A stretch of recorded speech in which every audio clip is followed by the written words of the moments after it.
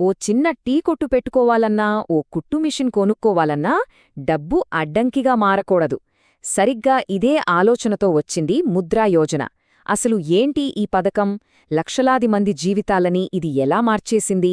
పదండి, ఈరోజు దీని గురించి మొత్తం వివరంగా తెలుసుకుందాం. డబ్బు లేదని ఏ చిన్న కల ఆగిపోకూడదు. చూశారా, ఎంత సింపుల్గా ఉన్నా ఎంత బలమైన మాటో ఇది. ముద్రా యోజన వెనుకున్న అసలు సిసలైన స్ఫూర్తి ఇదే అన్నమాట. సరే, అసలు ఈ ముద్రా పథకమంతా అవసరం ఎందుకొచ్చింది? ఇది రాకముందు అంటే 2015 కంటే ముందు పరిస్థితి ఎలా ఉండేదో ఒక్కసారి చూస్తే మనకే అర్థమవుతుంది. ఒకసారి ఊహించుకోండి, మీ దగ్గర ఓ మంచి బిజినెస్ ఐడియా ఉంది, కానీ బ్యాంకుకు వెళ్తే లోనివ్వము అంటున్నారు. ఎందుకనడిగితే మీ దగ్గర పూచీకత్తుగా పెట్టడానికి ఆస్తి లేదు, మీకింతకుముందు లోన్ తీసుకున్న చరిత్ర లేదు, మీకు గ్యారంటీ ఇచ్చేవాళ్లు లేరు, ప్రతి నెల ఇంత ఆదాయం వస్తుందని చూపించే పత్రాలు లేవు, ఇలాంటి కారణాలు చెప్పేవాళ్లు. అప్పట్లో లక్షలాది మందికి ఇదే పరిస్థితి ఉండేది. మరి బ్యాంకులు కాదంటే వాళ్లకి దిక్కెవరు? స్థానికంగా ఉండే వడ్డీ వ్యాపారులే. కానీ అదో పెద్ద ఉచ్చు. వాళ్లు వేసే వడ్డీలెలా ఉంటాయో తెలుసా? ఒక్కోసారి నెలకు 3, 4, ఏకంగా 7% కూడా ఉండేది. పాపం, ఆ వడ్డీలు కట్టడానికే సంపాదనంతా సరిపోయేది. ఇంక వ్యాపారం పెరిగేదెలా? అప్పుల ఊబిలో కూరుకుపోవడమే. సరిగ్గా ఇలాంటి పరిస్థితుల్లోనే ఈ పెద్ద సమస్యకు పరిష్కారంగా ప్రభుత్వం ఒక ఆలోచనతో ముందుకొచ్చింది. అదే ముద్రా యోజన. భారతదేశంలోని చిన్న చిన్న వ్యాపారుల కోసమే పుట్టిన ఒక అద్భుతమైన ఆలోచన ఇది. అసలు ఏంటి ఈ ప్రధానమంత్రి ముద్రా యోజన? సింపుల్గా చెప్పాలంటే 2015లో మొదలైన ఈ స్కీమ్ కింద మీరో చిన్న వ్యాపారం స్టార్ట్ చేయాలన్నా, ఉన్నదాన్ని పెద్దది చెయ్యాలన్నా ఎలాంటి గ్యారంటీ, ఎలాంటి ఆస్తిపత్రాలు చూపించకుండానే 10 లక్షల రూపాయల వరకు లోనిస్తారన్మాట. అది సంగతి. మరి ప్రభుత్వం ఈ స్కీమ్ని ఎందుకు తెచ్చింది? దీని వెనక 3 ముఖ్యమైన లక్ష్యాలున్నాయి. మొదటిది, మన దేశ ఆర్థిక వ్యవస్థకు వెన్నెముకలాంటి చిన్న చిన్న వ్యాపారాలకు సపోర్టివ్వటం. రెండవది, సొంతంగా ఏదైనా చేసుకునేవాళ్లని ప్రోత్సహించటం. తద్వారా పేదరికం, నిరుద్యోగం తగ్గుతాయి కదా. ఇక మూడోది చాలా ముఖ్యమైనది, ఆ అధిక వడ్డీలు వసూలు చేసేవాళ్ల బారి నుంచి ప్రజలను కాపాడ్డం. సరే, అంతా బాగుంది. కానీ ఈ లోన్లు ఎలా ఇస్తారు? ఇందులో ఏమైనా రకాలున్నాయా? అవును, ఉన్నాయి. వ్యాపారం పెరిగే కొద్దీ సాయం కూడా పెరిగేలా దీన్ని 3 దశలుగా విభజించారు. అవేంటో ఇప్పుడు చూద్దాం. చూడండి, చాలా సింపుల్. మొదటిది శిశు అంటే పసిపిల్లల దశ అన్నమాట. అప్పుడే వ్యాపారం మొదలుపెట్టేవాళ్లకి 50,000 రూపాయల వరకు ఇస్తారు. రెండోది కిషోర్ అంటే కొంచెం పెరిగిన దశ. ఆల్రెడీ ఉన్న బిజినెస్ని ఇంకొంచెం పెద్దది చేయడానికి 50,000 నుంచి 5 లక్షల వరకు ఇస్తారు.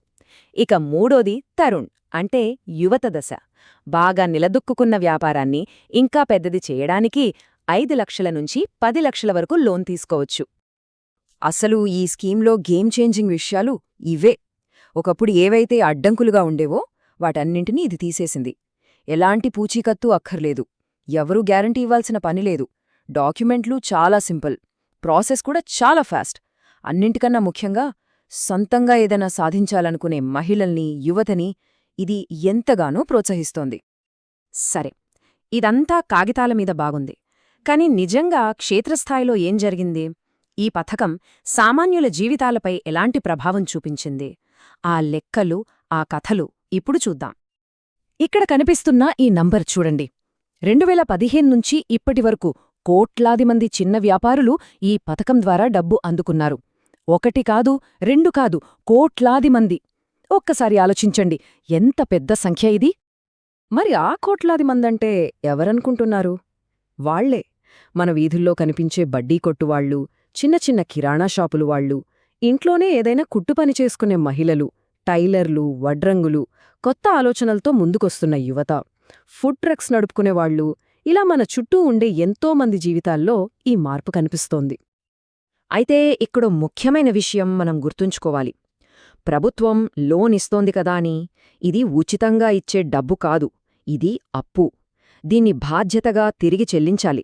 మరి ఆ తిరిగి చెల్లించడం ఎలాగో ఇప్పుడు చూద్దాం. అవును, అందరికీ వచ్చే డౌట్ ఇదే.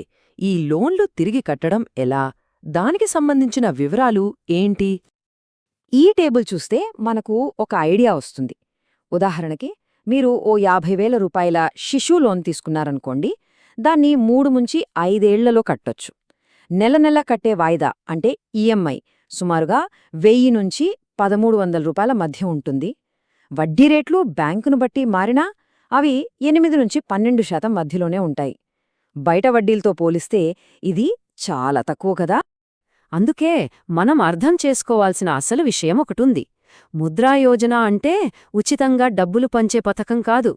అది ఒక చేయూత మాత్రమే. బాధ్యతగా అప్పు తీసుకుని దాన్ని తిరిగి చెల్లిస్తూ సొంత కాళ్లపై నిలబడేలా చేసే ఒక సాధికారత మార్గం.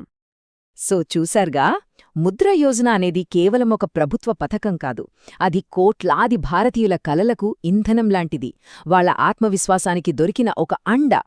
ఈ విశ్లేషణ మీకు నచ్చినట్లయితే తప్పకుండా ఈ వీడియోని లైక్ చేయండి, మా ఛానల్కి సబ్స్క్రైబ్ చేసుకోండి. మరి ఈ పథకంపై మీ అభిప్రాయమేంటో కింద కామెంట్స్లో చెప్పడం మర్చిపోకండి. మరో మంచి టాపిక్తో